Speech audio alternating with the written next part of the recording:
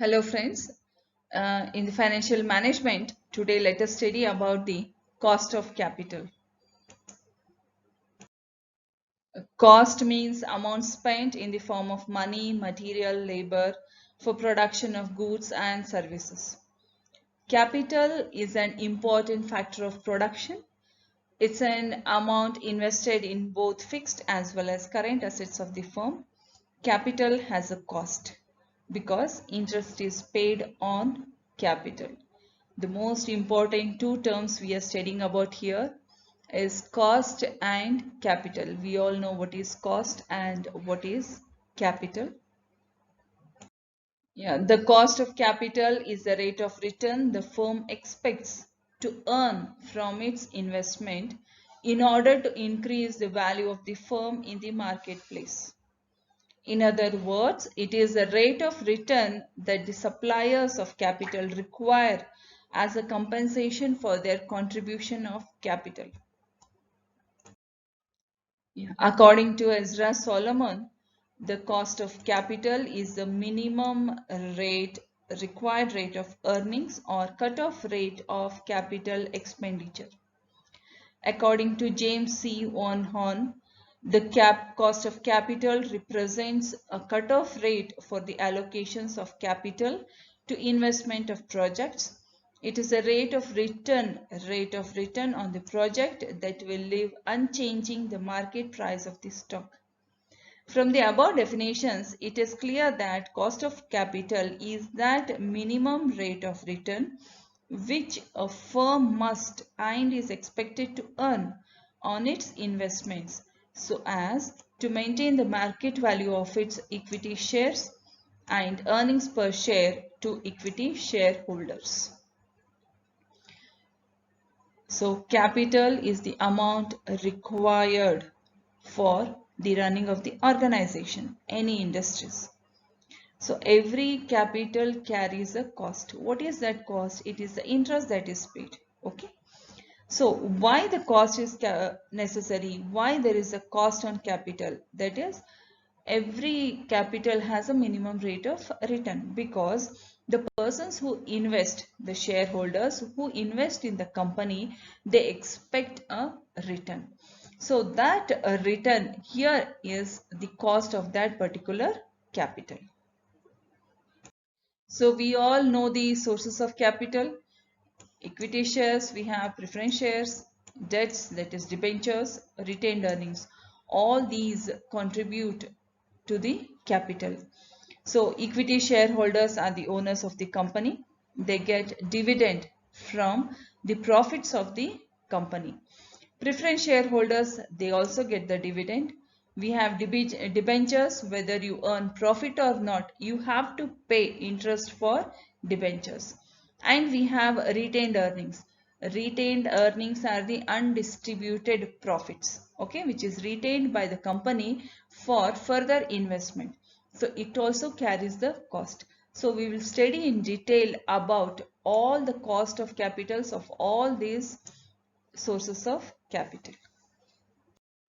Components of cost of capital. There are three factors to the cost of capital: zero risk return, premium for business risk, and premium for financial risk. Zero risk return. At zero risk return means the expected rate of return when a project involves no financial or business risk. Okay, there is no risk of business nor finance. Premium for business risk. Business risk is determined by the capital budgeting decisions that a firm takes for its investment proposals. So, if a firm selects a project that has more than normal risk, okay, more than normal risk, then it is obvious that the providers of capital would require or demand a higher rate of return than the normal return. Okay, so capital budgeting means where you are making a budget for a new project. So if that project involves more than normal risk, if the risk of that is more, then what happens? The investors, they require or demand for a higher rate of return. This is business risk. Thus, the premium factor plays an important role here as it increases the cost of capital. But how much premium? It's up to the firm's project selection decision, which alignates with the firm's goal and objectives and how badly they want the project to increase their market value. Next comes is premium for the financial risk. Financial risk is associated with the capital structure pattern of the firm. Here, the premium finds its way to the picture depending on the volume of debts the firm owes. The higher the debt capital, the more is the risk compared to the firm that has relatively low debts. So capital structure, as we all know that it involves equity, preference and long-term debts or debentures. So the more the debt, the more is the risk. So that is financial risk. Okay. So these three are the main components of the cost of capital. The equation for the calculation of cost of capital is K is equal to R0 plus B plus F. R0 means return at zero risk level. B is the premium for business risk and F is for financial risk. So we have classification or types of cost of capital. First one is marginal cost of capital and average cost, explicit cost and implicit cost, future cost and historic cost, specific cost and combined cost, spot cost and normal cost. We'll study in detail about each of these types. So the first one, marginal cost of capital and average cost. Marginal cost is the additional cost of manufacturing an additional unit.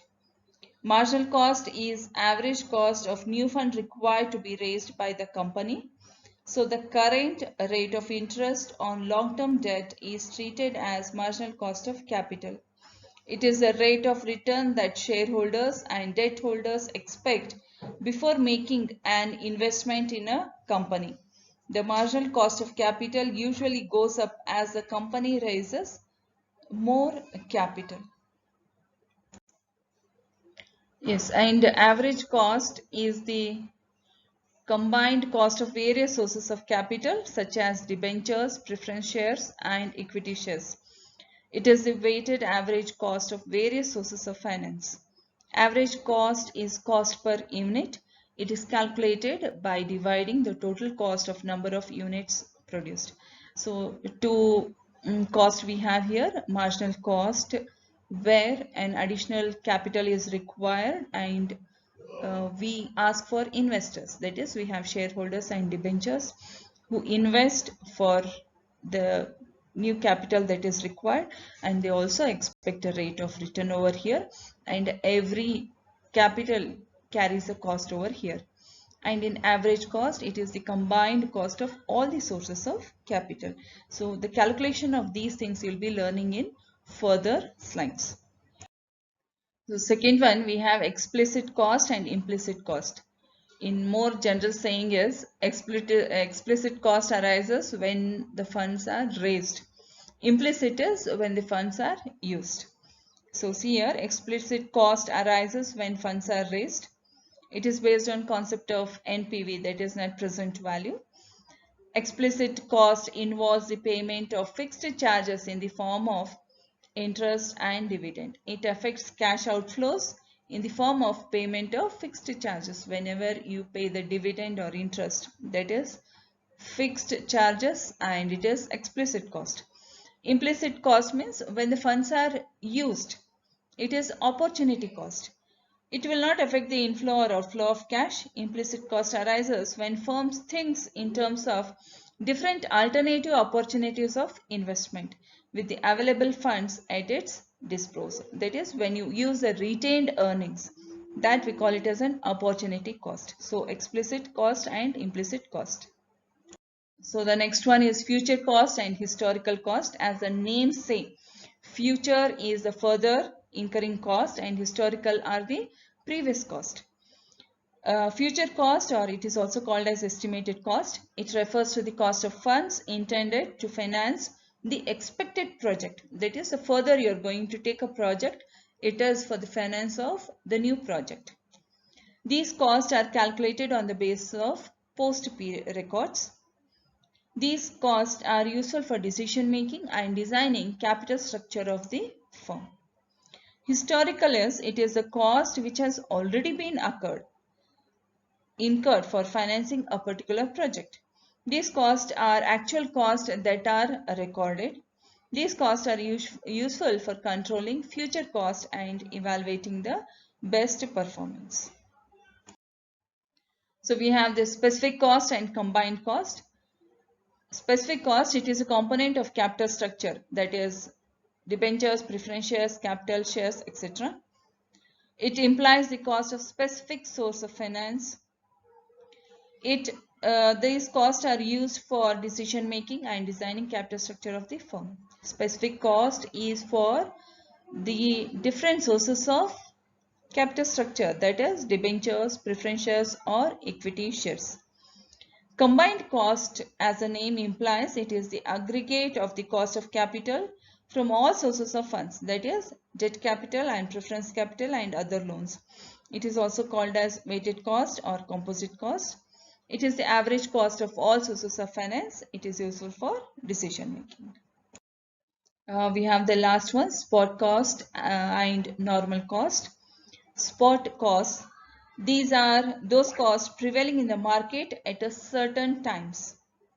Normalized cost, these are long-term cost. It is an estimate of cost by some averaging process from which cyclical element is removed. These are normally used for taking overall investment decision. Okay, so these are the different types of cost of capitals that we have studied. So in this complete chapter, we'll be studying about the calculation of cost of capital. Okay, so what are cost of capital we have studied? We know what the capital structure is, what it is composed of, the components of capital structure. We will now study how to calculate the cost applied on these capitals. So we have basically two methods: computation of specific cost of capital and composite cost of capital. So we studied the specific cost and composite cost.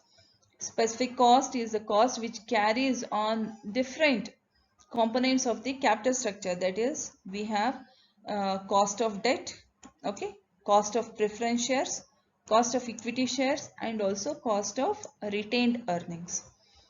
And in computation of composite cost of capital, it is combined. Composite capital is the combined cost of different sources of capital taken together. It is also called weighted average cost of capital. We'll be studying in detail and also will solve the problems on all these various cost of capital. Okay. So this completes the theoretical part of cost of capital.